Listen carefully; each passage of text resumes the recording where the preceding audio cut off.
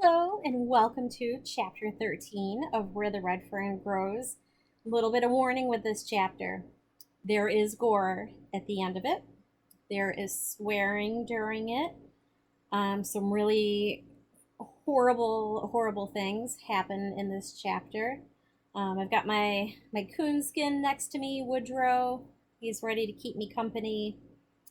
Billy has a bet with the Pritchard boys, and the bet is that he can tree the Ghost Coon, not kill the Ghost Coon, just tree it.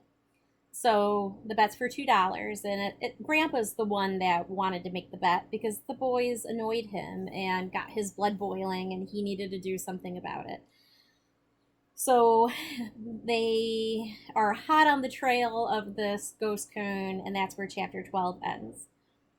Some really bad things happen at the end of this chapter, in the middle of this chapter. You are probably going to want to pause it and fill in your study guide, or at least take some notes down as to what is happening so that you don't have to go back and hear it again.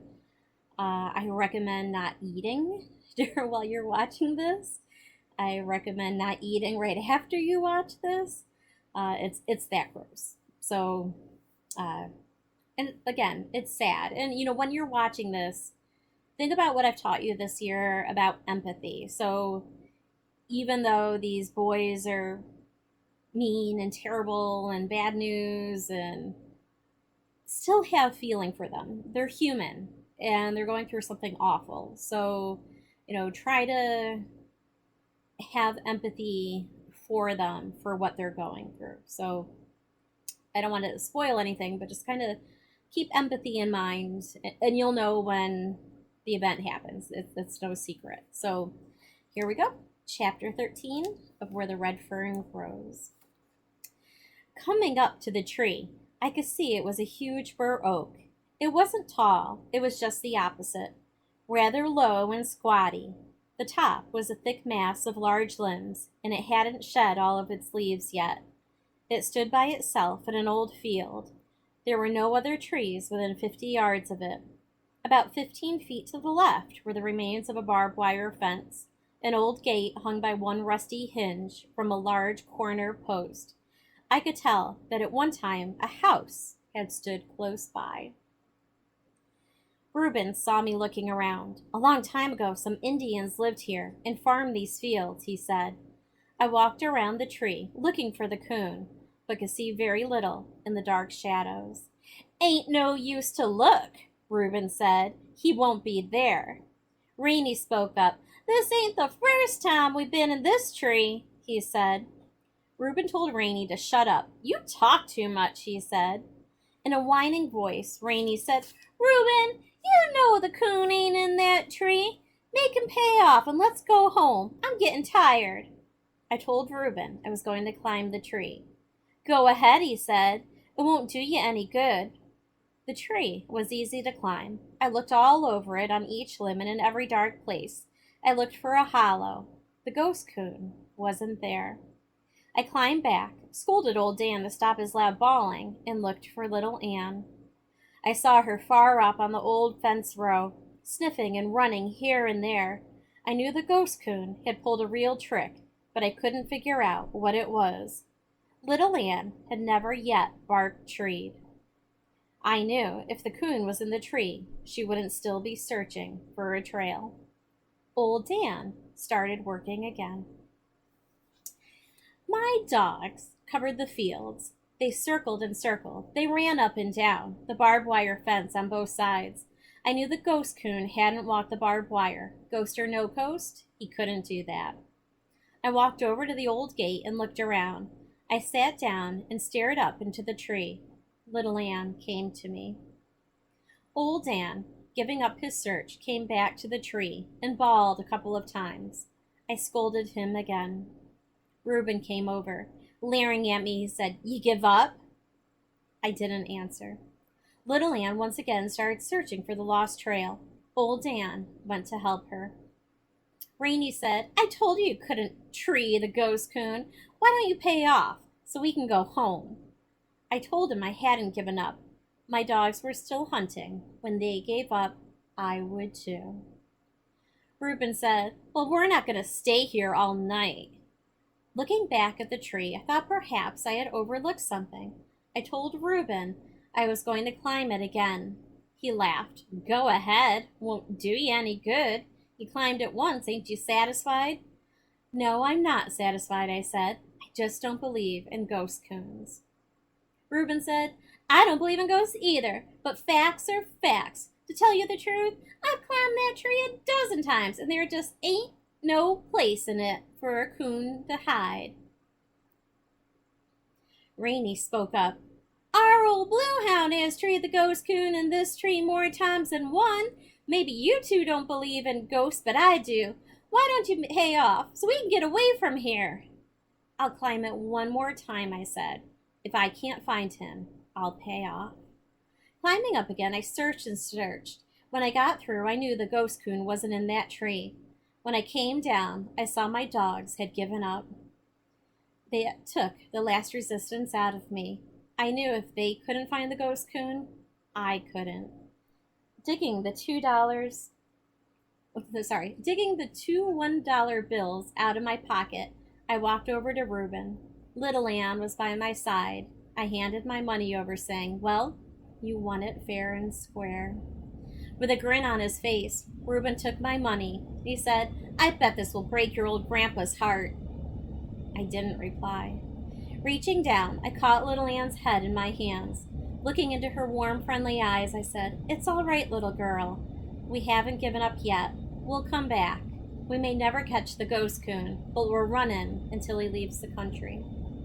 She licked my hands and whined. A small breeze began to stir. Glancing up into the tree, I saw some leaves shaking. I said to Reuben, Looks like the wind is coming up.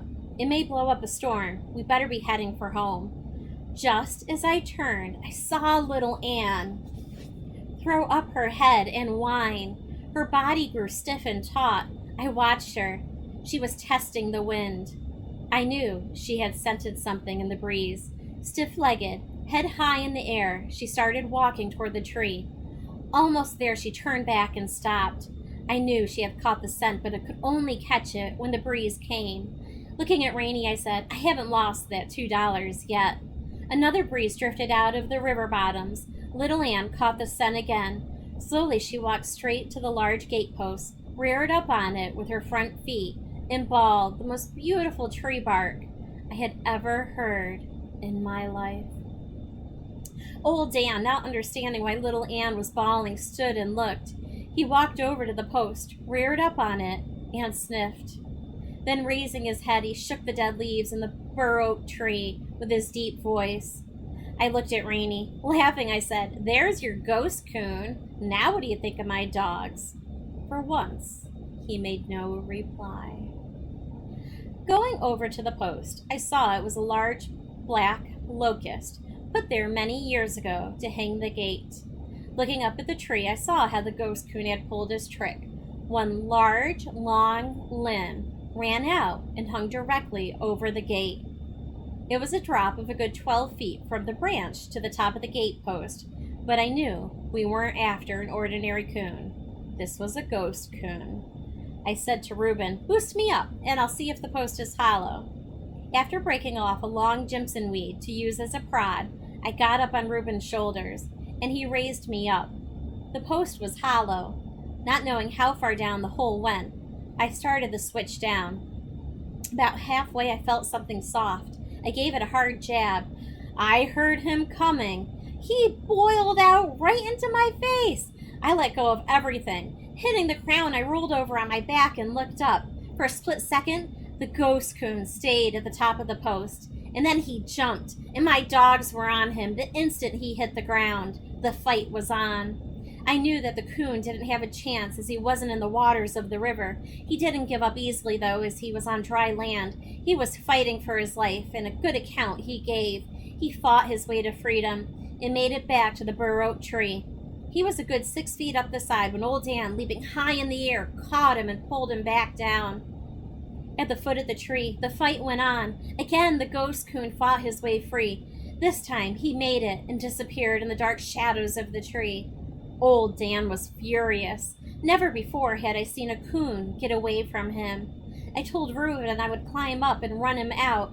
As I started climbing, I saw little Anne go to one side and old Dan to the other.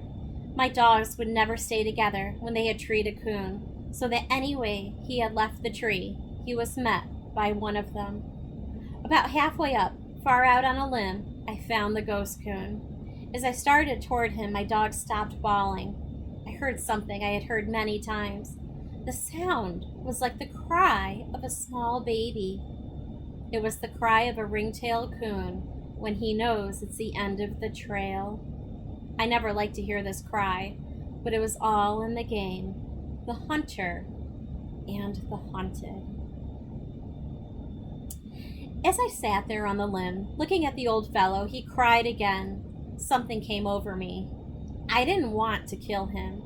I hollered down and told Reuben I didn't want to kill the ghost coon, and he hollered back, "Are you crazy?" I told him I wasn't crazy, I just didn't want to kill him. I climbed down. Reuben was mad. "What is the matter with you?" "Nothing," I told him. "I just don't have the heart to kill the coon." I told him there were plenty more, and why kill him? He had lived here a long time. More than one hunter had listened to the voices of his hounds bawling on his trail. Rainey said, "He's chicken liver, that's what it is." I didn't like that, but not wanting to argue, I didn't say anything. Reuben said, "I'll go up and run him out." I won't let my dogs kill him," I said. Reuben glared at me. "I'm going to go up and run that coon out. If you stop your dogs, I'm going to beat you half to death." "Do it anyway, Reuben," Rainey said. "I have a good mind to," said Reuben. Just as Reuben started to climb the tree, old Dan growled. He was staring into the shadows. Something was coming. "What's that?" I asked. "I don't know," Reuben said. "Don't sound like anything I ever heard." "It's ghosts," Rainey said. "Let's get away from here."